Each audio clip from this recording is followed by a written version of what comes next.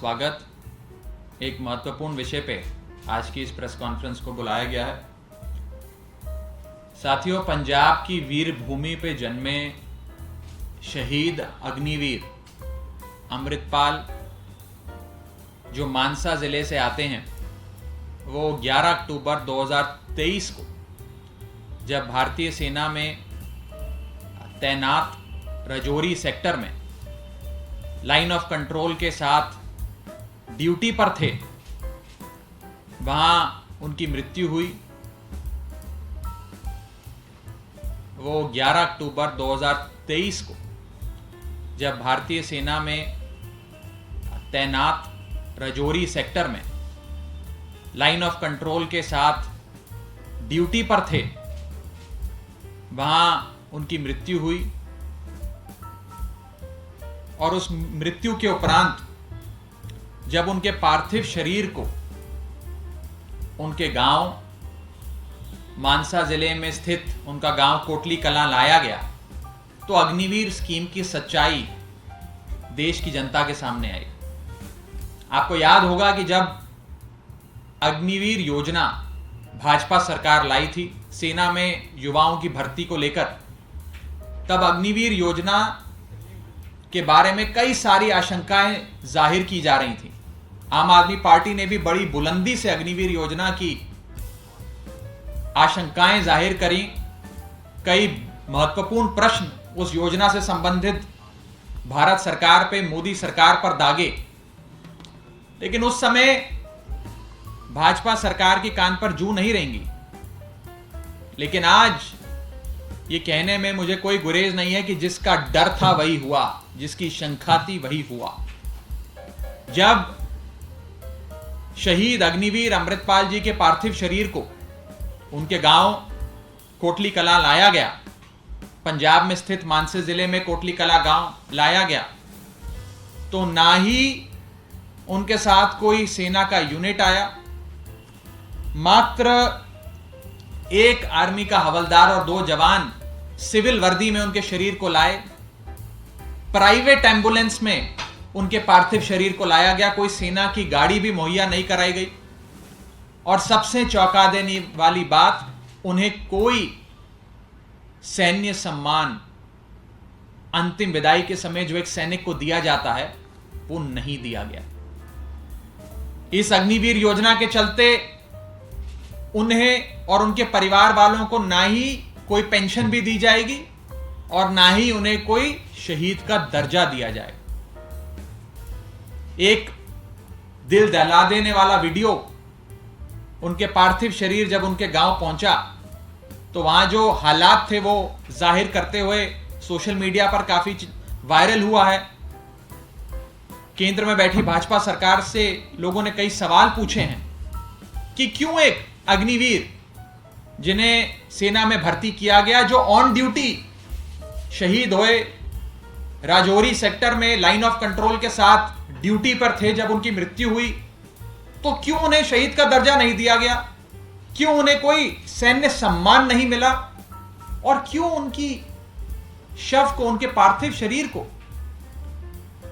एक private ambulance और civil वर्दी में भेजा गया, ना ही उन्हें तिरंगे झंडे में लपेटकर उनके परिवार वालों को सौंपा गया, और ना ही कोई सैन्य सम्मान, अंतिम श्रद्धांजलि सेना द्वारा उन्हें प्रदान करी गई।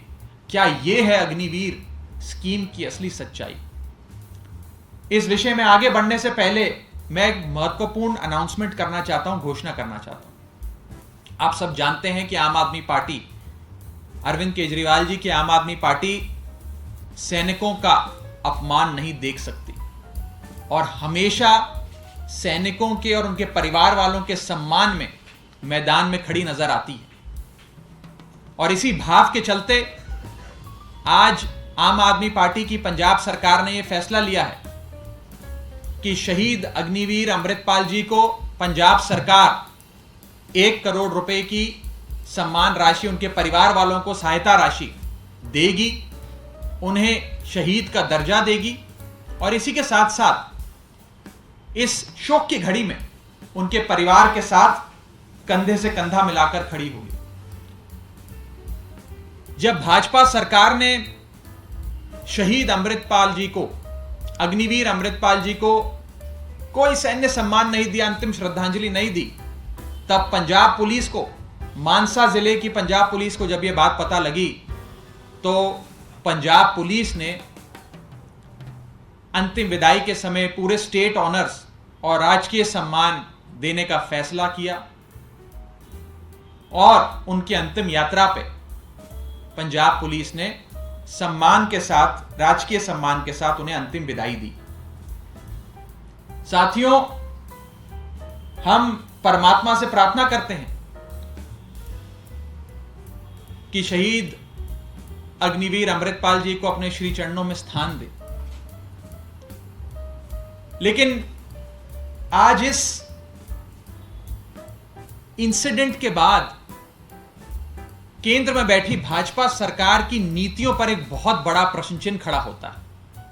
मैं आपको साफ तौर पे बताना चाहता हूं कि यह देश सैनिकों की वजह से है, नेताओं की वजह से नहीं है। यह बात जितनी जल्दी भाजपा सरकार समझ ले उतना देश के लिए अच्छा।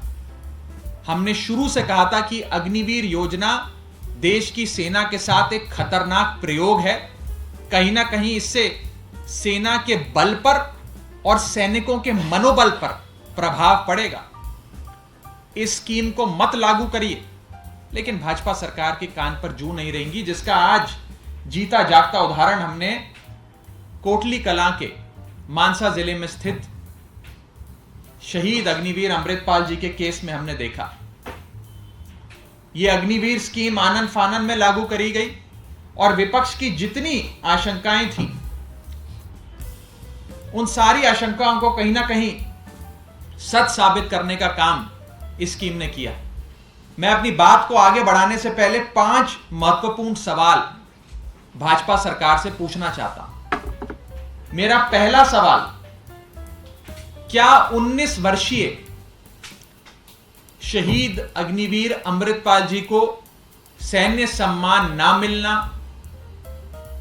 उनकी अंतिम विदाई पर उन्हें सम्मान नहीं मिलना, क्या भारतीय सेना का अपमान नहीं है? क्या यह सेना के मनोबल को चोट नहीं पहुंचाएगा? भाजपा सरकार से मेरा दूसरा सवाल कि ऑन ड्यूटी अग्निवीर अमृतपाल जी की शहादत के उपरांत आपने उन्हें कोई सम्मान नहीं दिया, तो इस बात की क्या गारंटी है कि 4 साल की ड्यूटी समाप्त होने के बाद इन अग्निवीरों का भविष्य सुनहरा होगा? मेरा तीसरा सवाल भाजपा की सरकार से, क्या भाजपा की सरकार नियमित जवानों और अग्निवीर जवानों के बीच में कोई भेदभाव करती है? क्या नियमित जवानों की शहादत है, लेकिन अग्निवीर जवानों की शहादत नहीं है? क्या कोई भेदभाव करती है भाजपा सरकार? यह बात वो जनता के सामने रखी। मेरा चौथा सवाल, क्या दुश्मन की गोली लगने की वजह से मृत्यु होना ही शहादत कहलाने के लायक है? क्या दुश्मन की गोली लगने से मृत्यु जो हुई, क्या उसी को शहादत बोला जाएगा? क्या ऑन ड्यूटी यदि कोई व्यक्ति किसी कारणवश शहीद होता है, मृत्यु के घाट उतरता है, तो क्या उसे शहीद नहीं कहा जाएगा? मैं उदाहरण के तौर पे आपसे पूछता हूं कि मान लीजिए कोई -20 डिग्री, -25 डिग्री में बर्फों बॉर्डर पे सीमा पे तैनात भारत की रक्षा कर रहा है और इतनी ठंड के चलते, ब्रेन हैमरेज के चलते या किसी दुर्घटना के चलते अगर सैनिक शहीद हो जाता, तो क्या उसे आप शहादत नहीं देंगे, कहेंगे? क्या उसे शहीद का दर्जा नहीं देंगे? ये मेरा चौथा सवाल भाजपा सरकार से।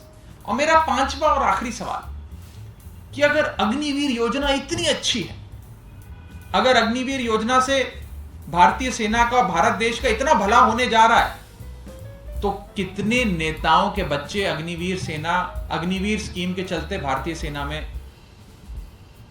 एनरोल किए? अगर अग्निवीर स्कीम इतनी अच्छी है और उससे सेना का और देश का इतना लाभ होने जा रहा है, तो कितने नेताओं के बच्चे हैं जो अग्निवीर योजना का फायदा उठाते हुए सेना में भर्ती हो?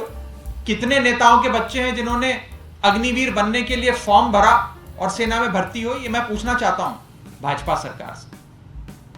लानत है ऐसी बीजेपी की सरकार पे जो अपने सैनिकों को, शहीद अग्निवीरों को सम्मान नहीं दे पाती। मैं भाजपा को कहना चाहता हूं कि कान खोल के सुन ले। जब तक देश में सैनिक का सम्मान जिंदा है, जब तक देश में सैनिक का सम्मान जिंदा है, तभी तक देश की समृद्धि का अरमान जिंदा है। भाषण और जुमलों से देश नहीं चलता, शहीदों की बदौलत ही मेरा हिंदुस्तान जिंदा है। जब इस देश में किसी नेता की मृत्यु होती है तो आप देखते हैं कि राष्ट्रीय शोक घोषित किया जाता है। हमारा ध्वज, तिरंगा झंडा, आधा ध्वज फैलाया जाता है, स्मारक बनाए जाते हैं, सरकारी दफ्तरों की छुट्टी घोषित की जाती है। लेकिन आज यदि कोई अग्निवीर शहीद होता है, उनकी ऑन ड्यूटी मृत्यु होती है, तो उसे शहीद का दर्जा नहीं दिया जाता, उसे सैन्य सम्मान नहीं मुहैया कराया जाता। उसके पार्थिव शरीर को प्राइवेट एम्बुलेंस में, कोई आर्मी के वाहन में भी नहीं, प्राइवेट एम्बुलेंस में उनके गांव भेजा जाता है। कोई आर्मी का यूनिट उनके साथ नहीं तैनात किया जाता, उन्हें कोई पेंशन नहीं मिलती। यह है भाजपा सरकार की अग्निवीर योजना की सच्चाई। साथियों,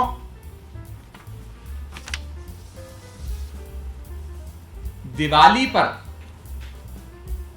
सैनिकों के बीच जाना, बॉर्डर पर जाकर फोटो खिंचवाना, कैमरे के सामने उन्हें मिठाई खिलाने से सेना का सम्मान नहीं होगा। अगर सेना का असल सम्मान करना है तो शहादत के उपरांत उन्हें पूरे सम्मान के साथ, सैन्य सम्मान के साथ अंतिम विदाई दी जाए। दुख की घड़ी में उनके परिवार के साथ खड़ा हुआ जाए और कॉस्ट कटिंग की आड़ में ना उनकी पेंशन रोकी जाए, ना उनका मुआवजा रोका जाए। यह है असल सम्मान। अगर भाजपा सरकार भारतीय सेना की वास्तव में सम्मान करती है, इज्जत करती है, तो फोटो खिंचवाना और मिठाई खिलाना बंद करे, हमारे अग्निवीरों को सम्मान देना शुरू करे।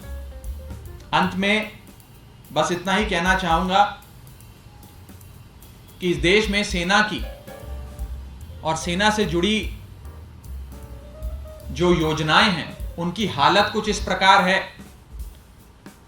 कि ओआरओपी का अपना हक पाने के लिए, अधिकार पाने के लिए पूर्व सैनिकों को सालों तक भारत देश की सड़कों पर आंदोलन करना पड़ा। भारतीय सेना में भर्तियां खुलवाने के लिए देश के करोड़ों युवाओं को सड़कों पर आंदोलन करना पड़ा और अग्निवीर योजना आने के उपरांत उसमें संशोधन करवाने के लिए, उसे ठीक करवाने के लिए, उसके गलत पॉइंट्स को हटवाने के लिए देश के युवाओं को प्रोटेस्ट करना पड़ा, लाठियां खानी पड़ी, धरना करना पड़ा, आंदोलन करना पड़ा। लानत है ऐसी भाजपा सरकार पे जो भारत की सेना का सम्मान नहीं करती। एक तरफ भाजपा की सरकार है जिसने अग्निवीर अमृतपाल जी को शहीद का दर्जा नहीं दिया, सैन्य सम्मान नहीं दिया, जिन्हें पेंशन के परिवार को नहीं दी, और दूसरी तरफ आम आदमी पार्टी की अरविंद केजरीवाल जी के नेतृत्व में चल रही भगवंत मान सरकार है, जिस सरकार ने उन्हें शहीद का दर्जा के साथ साथ 1 करोड़ की सम्मान राशि दी, जिस सूबे की पंजाब पुलिस ने उनके परिवार के साथ कंधे से कंधा मिलाकर पूरे राजकीय सम्मान के साथ उन्हें अंतिम विदाई दी। साथियों, अंत में मैं बस भाजपा को इतना ही कहना चाहता हूं कि ये देश नेताओं से नहीं, ये देश सैनिकों से है, सेनानियों से है। देश की सेना का सम्मान करना सीखो। इस संदर्भ में आपका कोई सवाल हो तो आप पूछ सकते हैं। इससे आर्मी की तरफ से स्पष्टीकरण आया है। देखिए, मैंने अपनी प्रेस वार्ता में इस पॉइंट को एड्रेस करते हुए आपसे बात कही थी कि क्या दुश्मन की गोली लगने से मृत्यु होना ही शहादत कहलाने लायक होगा? यदि कोई ऑन ड्यूटी भारत की सेना में काम कर रहे, बॉर्डर पर तैनात किसी कारणवश उनकी मृत्यु हो जाती है तो क्या उन्हें शहीद नहीं कहा जाएगा? मैं उदाहरण देता हूं,